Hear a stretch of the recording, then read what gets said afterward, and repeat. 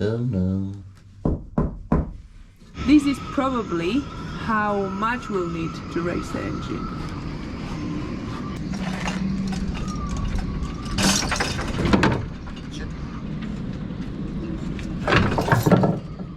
A good example of how things can go wrong very quickly.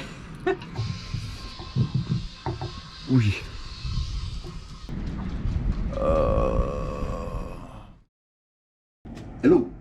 We left it at a bit of a cliffhanger last week. Last week for you anyway. It's basically the next day for us, but that's beside the point. So the foam definitely expanded. Oh no. Okay, well. That's good. We used all 8 tins. Probably could have got away with 7.5. So now let's try and take the tape off and figure out how we're going to chip this really solid epoxy off.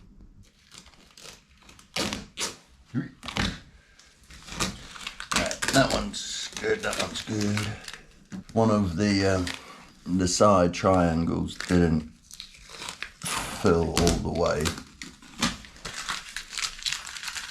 We'll have to investigate and maybe finish the job with epoxy. Not ideal, but we'll see how big the void is. Doing a little pinky test, can't seem to fit any other finger in there. Not too bad, just the hole. Good. This one, same again. So I can fill those with epoxy. Yeah, not bad. And just this one here didn't come out, so I'm sure if I fill up the smaller hole, it will be okay. Yeah, it seems pretty solid. Better than it being hollow. Chips off pretty easily. Probably need maybe another day before I can sand. I'll give it a little test later.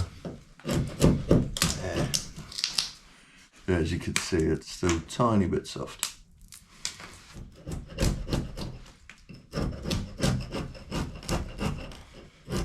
I've cleaned it up as much as possible. So what I'm going to do now is fill up the drill holes.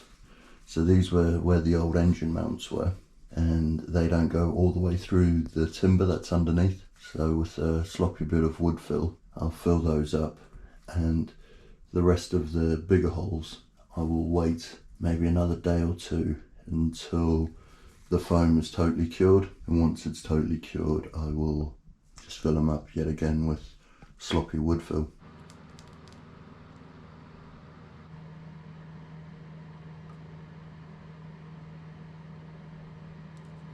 I prefer it just to belly out a little,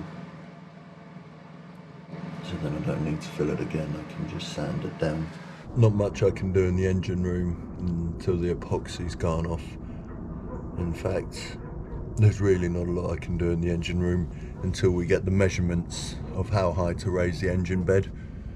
So a quick job I've got to do is just clean up the floorboards. So here you've just got a couple of little bumps and the like. Yeah, give those a rub down and then I can move on to working on the engine. Yeah, because of the weather, finding the epoxy, instead of taking overnight, it takes about 2 days to go off.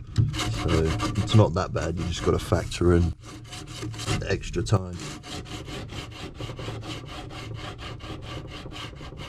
Need a little bit of love just here where some of the veneers come off. I might just put a tiny drop of epoxy filler in there. I know this is just a subfloor, but still, if you can, try and make it look a little bit pretty. We don't know when we'll get the money together to buy the actual flooring. Stuart prepared all the floorboards for me to epoxy them and finish that job, but it is too cold outside, so I'm gonna have to do it in batches. So I did the first one now. Inside is not too cold. Got a few here. And I've done these two. So it's gonna take a little bit longer, but it's what it is. Even though it looks beautiful out there, the Mistrals come and it is freezing cold. So now I'm gonna go and join Stuart in the shed because he's working on the engine. The first thing we need to do before we figure out by how much we have to raise the engine bed is sit the engine bed on a structure that is not wobbly like it was before. Every mount was sitting in different blocks, different size blocks, so the engine wasn't completely straight. And that is what Stuart is doing right now. On this side here we have already replaced the blocks, and this is the Iroko that we're gonna use. This is probably how much we'll need to raise the engine. But we want a bit more of an exact measurement, so we need the engine to sit right. All the blocks were like this before with different size blocks, so it's a bit of a mess. So Stuart is preparing the other side. We've got our chain block to lift the engine, and we just need to replace that side now. These were the ones that were on that side. You can see there that the engine is not sitting straight.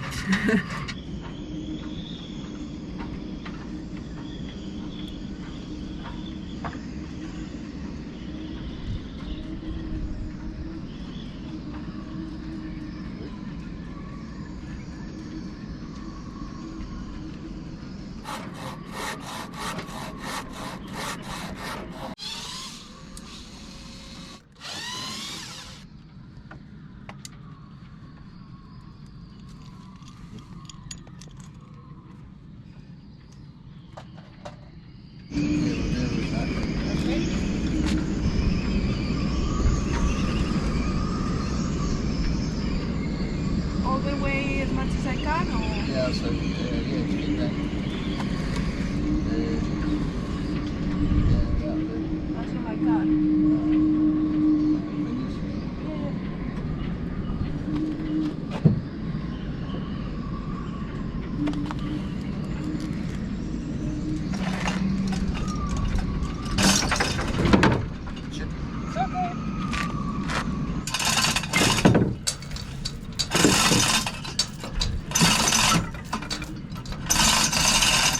Take that block off, the high one, because that's what's messed up. Okay.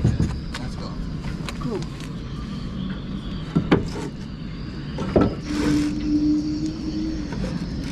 You got it? Yep. Alright, now start lowering it down.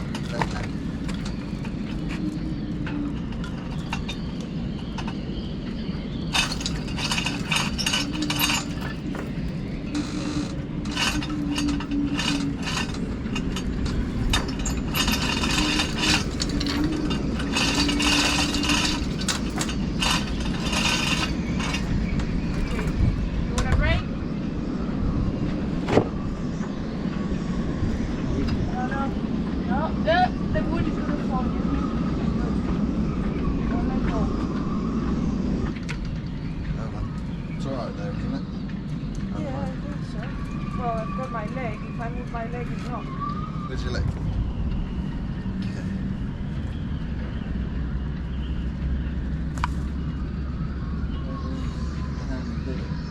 The what? I've got a shitty block and block. It wasn't a tote bag. A bit more, you think? Yeah.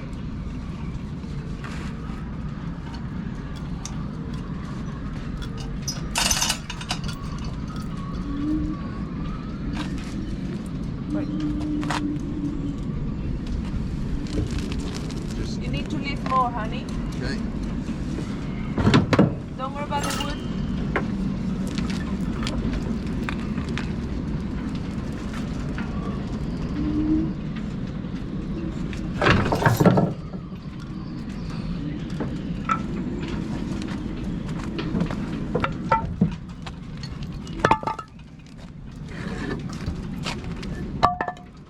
I thought it would be a lot easier than it is.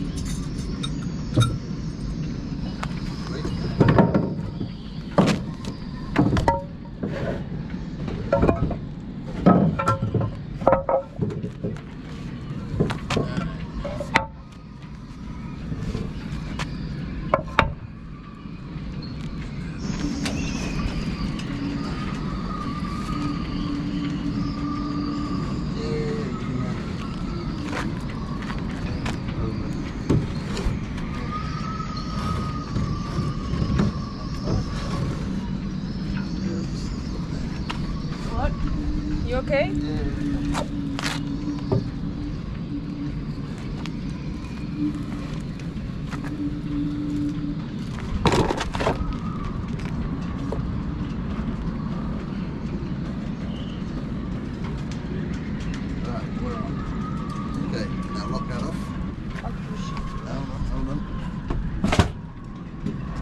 Yeah.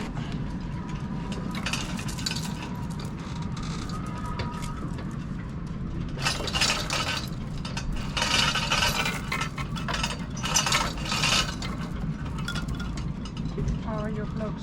Yeah, they're good, they're good. Just keep blowing it now.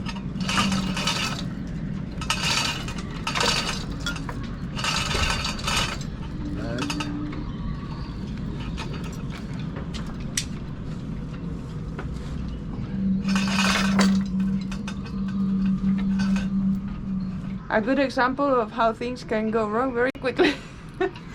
We were very confident that the chain hoist was gonna do the job, but because he's attached to the side, he was pulling the engine to the side, and then it all gonna be obvious now. You know. It was obvious. We just thought we could control it a bit better, but no.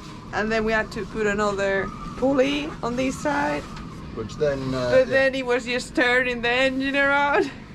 And we are not done yet. He's right now not sitting right, so we need to add another little piece of wood.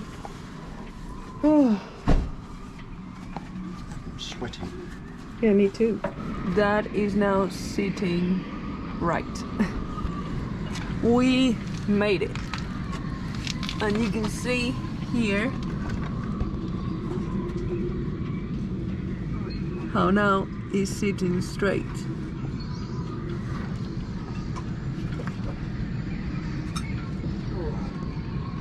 Okay, new problem. As you can see, the engine is pissed this way. And we had never noticed that the actual mounts for the engine are not at the same height on the engine. Which means we can't raise the engine bed the same height all along. This side, we're gonna need to raise it even more for the engine to sit straight.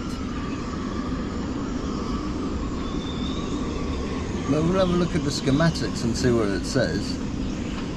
So we had to put more wood on the back of the engine for it to be level.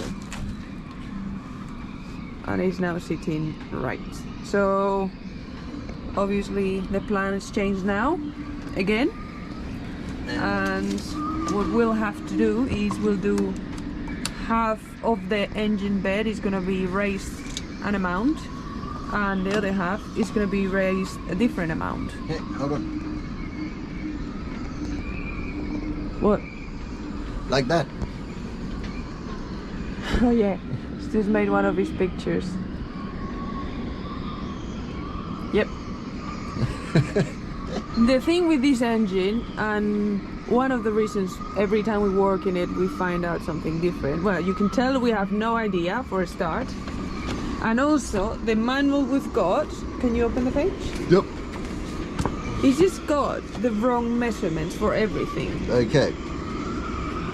Like, you look at this diagram, I don't know if the quality of the camera is good enough, but it shows the mount on the same height. So we've been kind of making plans using these. Also, the distance between the starboard and port mounts on the diagram says it's 420, but on this engine is 495. So we're gonna have to just not use these at all anymore. The odd thing is, the engine. It looks like you have no neck with that vest thing it's pretty on. cold. And I've lost my hat. Yeah, the thing with this engine, the schematics for the turbo suit this engine slightly better than the standard. But so this is not the turbo. It's not the turbo, it's naturally aspirated, so what to do? Measure twice, cut 3 times. Yeah, it says right there. Again, don't know if you can see, but 4JH 3E. Oh, the wind is howling. There's my hat.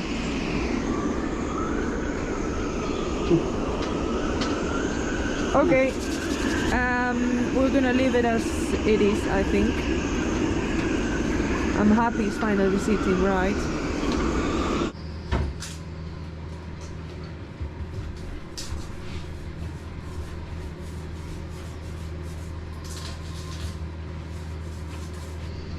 Just doing another batch of floorboards.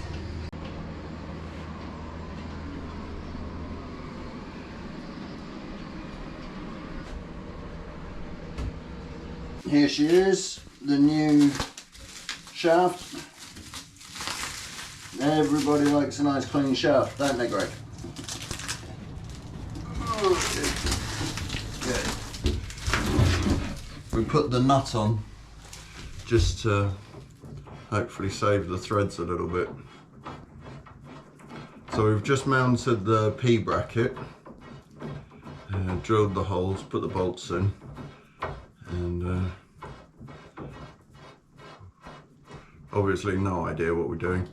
Spent about an hour this morning trying to take measurements, and I don't know if any of them are any good. Oh, this is backyard mechanics 101, people.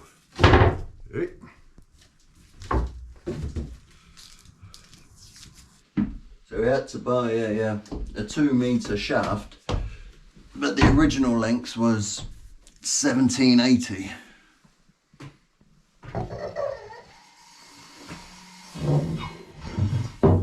Where's my sunnies on my head? So even in the middle of the winter it's really bright, so I'll end up... Maybe I should just get a patch for the eye. Inside eye, outside eye.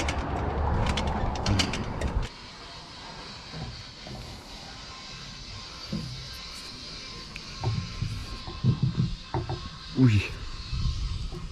It is very windy and noisy outside, so I'm gonna try to explain what's going on from the inside. As you know, we have put the shaft in place, and now the alignment adventure begins. And we know this is a very important step. A lot of you have been commenting saying that this is very important, we need to get it right, because otherwise it's gonna give us a big headache in the future. And we know that it is very important. It's just something we have never done before, and we don't know how or what's the best way to do it. So the first thing is that the tube, the fiberglass tube where the shaft comes through the boat, is the only part that can't be modified. So that is already fixed in place, and we have to work from that. So that's our starting point. So the P bracket is now in place, but as you will see now on the images I'm showing, it is not aligned already. Just putting the P bracket on and the shaft in, it is not in the right place. So we need to figure out how to sit that P bracket in the right place so it aligns with the fiberglass tube that goes through the boat. So that's the first step. Once we get the P bracket aligned with the fiberglass tube, which probably has a name, I'm just gonna call it fiberglass tube, then we can start working towards seeing how that will align with the engine and how much, by how much we need to modify the current engine bed. But until that P bracket isn't aligned, we can't, or this is how we see it anyway. Correct us if this is not the right way, but we think is the best option. And if there is anyone out there who is an expert on all these things and has done this before, any advice will be really appreciated, because we are a little bit scared. This is one of those jobs that scares us, is because we know how important it is, and it's one of those jobs that it would be great to have an expert with us showing us what's the right way to do it. But we'll get it done. It might take longer, but we'll try to get it right. As you can see, the shaft goes too much to the port side. So Stuart is suggesting we put a washer or a couple of washers between the P bracket and the hole. In which ones? This one? Yeah. And this one? Yeah, let's try that. And maybe that will tweak it enough. Tweak the P bracket enough to align the shaft towards the starboard side. For what the steward remembers, when he took the old one off, there were a few washers inside as well, right? Just 2. Just 2 washers. Yeah, but also if you see here, the gap is greater at the bottom. 0.3, 0.4 mil. I have to do head stuff. Okay, so let's try to undo these and then put the washers in between and see if that does anything. Yeah. I'm going inside. You're staying out here? Yep. I have told Stuart we should call each other on the phone to talk because it's quite windy outside, but he prefers the shouting method. Stuart? Okay, aft port side. Aft port side. Okay.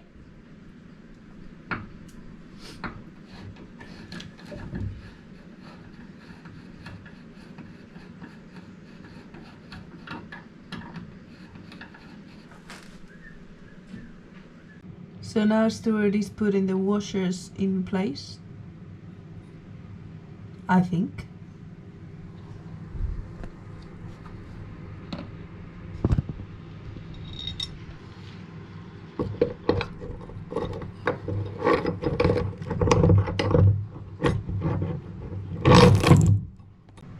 Okay.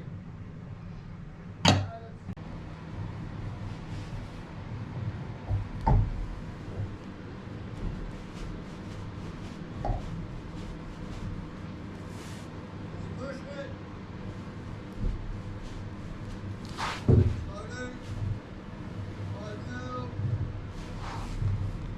It's good? Yes. It's already a bit better, isn't it? Yeah. We're good there. That's not too bad. And they're only, what, 2 mil, those washers? See what we're dealing with, people! Meal. Oh, my head's gonna hurt by the end of the month. Oh, come on, start complaining. He's My a head dra- already hurts. He's a drama queen. I just want to sand. Yeah, that's pretty easy, Joe. Oh, so that's good news. Yeah, so we do the same operation again, right? Yep, exactly the same. Cool. I think we've hit the jackpot. Change the placement of the washers and look at that. Marina's saying the inside looks pretty good, but the outside, it's not perfect with the tube. You can clearly see that there's a bigger gap on the starboard side.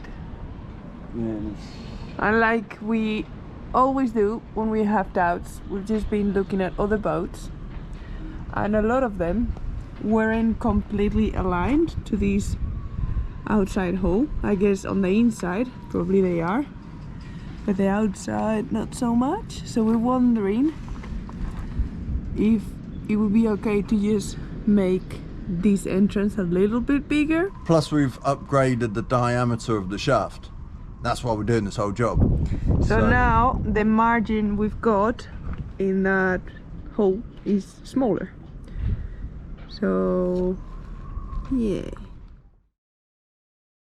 Action.